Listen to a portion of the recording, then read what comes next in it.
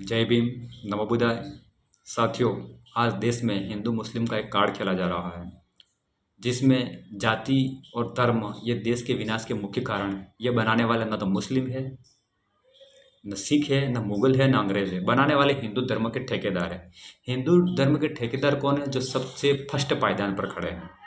धर्म इसलिए बनाया कि दलित, आदिवासी, पिछड़ों का समर्थन लेकर उन पर अटैक किया जाए। और जाति इसलिए बनाई कि ऊपर वाला स्वर्ण नीचे वाले लोगों से गुलामी करवाता रहे, तो जाति के हिसाब से आवाज़ नहीं उठाएगा। क्योंकि देश के विश्व में 195 देश में जाति और धर्म के नाम से कार्ड नहीं है, तो वहाँ शांति है। लेकिन देश में, भारत देश के अंदर जाति धर्म दोनों प्रमुख है, इसलिए हिंसा रुकने का नाम नहीं ले रही है। जैसे उत्तर प्रदेश बहराइच में अभी मूर्ति विसर्जन दौरान एक बड़ी रैली निकाली गई, तो डीजे के साथ, तो मस्जिद के आगे जाकर कुछ ऐसे गाने बजाए गए जो दंगे करे जैसे, तो मुस्लिम लोगों ने सामने जवाब नहीं दिया। तो गोपाल मिश्रा नामक व्यक्ति नज़दीक में एक मुस्लिम घर होता है, वहाँ पर ऊपर चढ़ जाता है और वहाँ चढ़कर हरा झंडा उतार कर फेंक देता है। उसके बाद भगवा झंडा लगा देता है। तो वहाँ पर आमने सामने उसमें पुलिस का ही कहना हो रहा है कि हमारे द्वारा ही गोलियां चलाई गई थी। एक लेडीज़ पुलिस ने स्टेटमेंट दिया है। तो 20 गोलियां लग जाती है गोपाल मिश्रा की, उनकी हत्या हो जाती है। तो चलो अच्छी बात है, ब्राह्मण की हत्या हुई है कि धर्म की लड़ाई तो उन्हें लड़नी चाहिए कि धर्म की कमाई उन्हें खानी। अच्छा हुआ कि दलित, आदिवासी, पिछड़े के बच्चे अब नहीं जा रहे हैं और नहीं जाना चाहिए। ये लड़ाई उनको ही लड़नी चाहिए क्योंकि धर्म की मलाई उन्होंने खाई है। तो उस बीच में 25 से 30 लोग मुस्लिमों को अरेस्ट किया गया और 2-4 लोगों को एनकाउंटर कर दिया गया। अब देश में ये धर्म के सामने अराजकता क्यों फैलाई जा रही है? सबसे पहले कि भाई ऐसी रैली क्यों निकलवा जा रहे हो? जो देश में जंग दंगे हो रहे हैं, देश में हत्या हो रही है। अगर ऐसी लड़ाइयाँ होती है तो इस देश के बड़े बड़े नेता हैं, अभिनेता हैं, बिजनेस में उनके बच्चे क्यों नहीं आ रहे? जैसे कि राजनाथ सिंह जी, उनका रक्षा मंत्रालय है, तो उनके बेटे को तो सबसे पहले भेजना चाहिए, तो उनका बेटा तो विधायक है।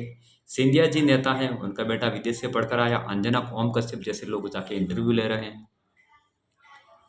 कुमार विश्वास की बेटी विदेश से डिग्री ला रही हैं। रवि किशन फिल्म अभिनेता, उनकी बच्ची भी वो नेता में भी हैं और बच्ची डिग्रियाँ ला रही है, पढ़ रही हैं, क्योंकि उनको पता है हिंदू धर्म के नाम से लोगों को लड़वाना है।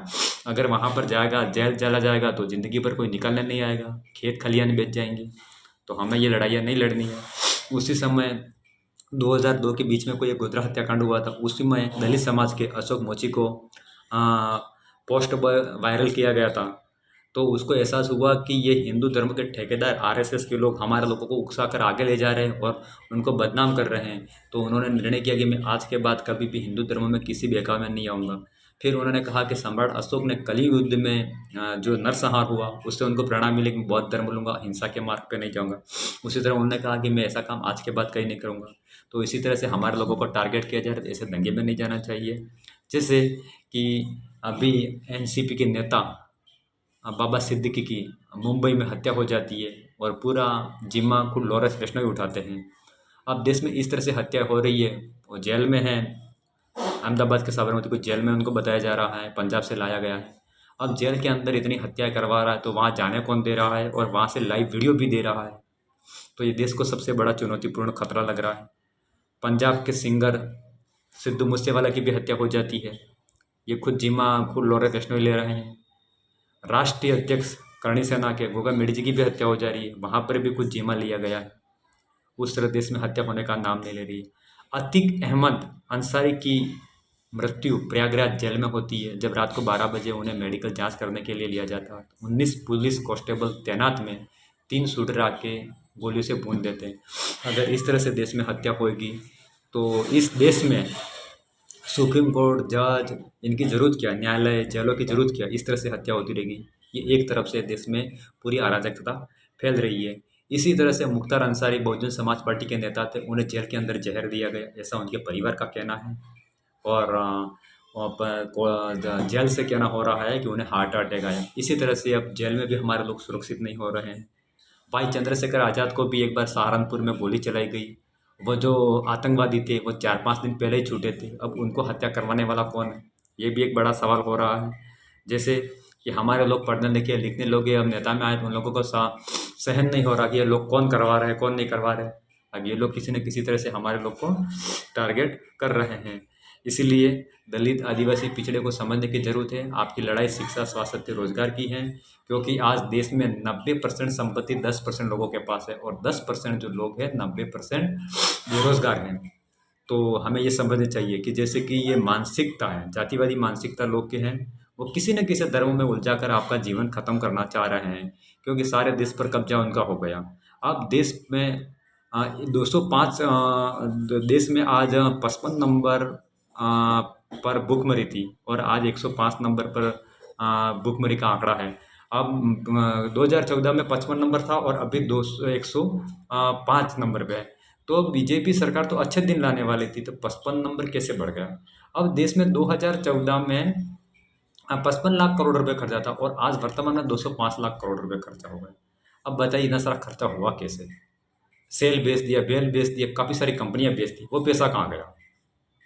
ये देश किस दिशा में जा रहा है? ये देश कौन चला रहा है? यानी समझ लेना चाहिए कि ये देश चलाने वाला कोई नहीं, आरएसएस देश चला रहा है और किसी तरह से लोगों को गुलाम करना है। इस देश का मकसद इतना है नेताओं का कि दलित आदिवासी पिछड़े को पढ़ने में रोका जाए। हज़ारों स्कूलें बंद करवा दी गई हैं और जीएसटी लगा दी है पढ़ाई की किताबों पर। धर्मों पे काफ़ी सारी जीएसटी छोड़ दी गई है।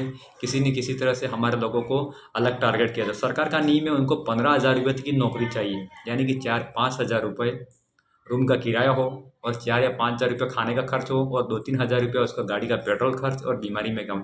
15,000 से ऊपर आपको कमाना देना नहीं चाहती है। अगर 15 से 25-50 हज़ार रुपया कमा लो तो आपके बच्चे को आप अच्छी स्कूल में पढ़ाओगे, अच्छी तालीम दिलवाओगे, आपका बच्चा डॉक्टर, इंजीनियर, प्रोफेसर, वकील बनेगा तो वो लाख रुपये की नौकरी मांगेगा।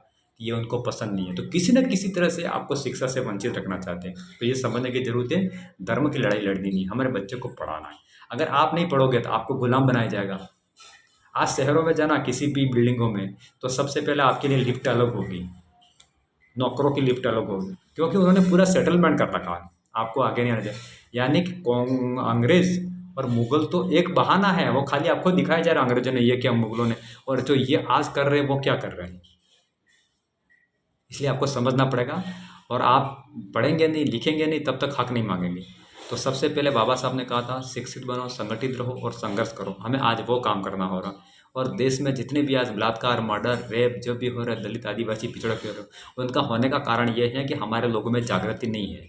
हम लोग बोलना नहीं सीखे, हम लोग लिखना नहीं सीखे, हम लोग पढ़ना नहीं सीखे, इसलिए हमारे लोगों पर ये लोग का मज़े ले रहे हैं। तो सबसे पहले आप लिखना सीखिए, पढ़ना सीखिए, बोलना सीखिए। और बाबा साहब ने कहा था 21वीं सदी में बहुजन की सरकार बनेगी, तो हमें सरकार ऐसी बनानी चाहिए। एक तो नागनाथ है और एक सापनाथ है, इन दोनों को छोड़ के तीसरी बहुजन पार्टी नहीं बनेगी तब तक हमारी आज़ादी नहीं आने वाली। इसलिए मैं तो निवेदन करना चाहता हूँ कि जैसे कि एएसपी है, बीएसपी है, आरजेडी है, जेडीयू है, टीएमके है, जेएमके है, बाप पार्टी, ऐसी सब संस्थाएं मिलकर, सब पार्टी नेता मिलकर अपने केंद्र में और राज्य की सरकार नहीं बनाएंगे तब तक हमारे अच्छे दिन आने वाले नहीं हैं। आप कभी भी 1-2 एमएलए एमपी बनाकर फिर उन दुश्मनों की टीम में जाकर बैठ जाओगे तो वही लोग हमारा बलात्कार और मर्डर और रेप करेंगे। तो क्या आपको भी ये समझना चाहिए, देश की जनता समझ चुकी है, बहुजन जाग गया है, उनको पता चल गया है। लेकिन जितना जल्दी हमारे देश के बहुजन नेता समझ जाएंगे इतनी बहुत अच्छी बात है। और हाथ जोड़ से निवेदन करना चाहता हूँ कि दलित आदिवासी पिछड़े अपने बच्चे को पढ़ाए, बहुत अच्छी तरह से पढ़ाए, किसी न किसी पोस्ट पे ले जाए। ये सबसे पहला अंतिम लक्ष्य होना चाहिए आपका। अन्यथा हमारा वही होने वाला है, कब तक 10,000 के चक्कर में पड़े रहेंगे।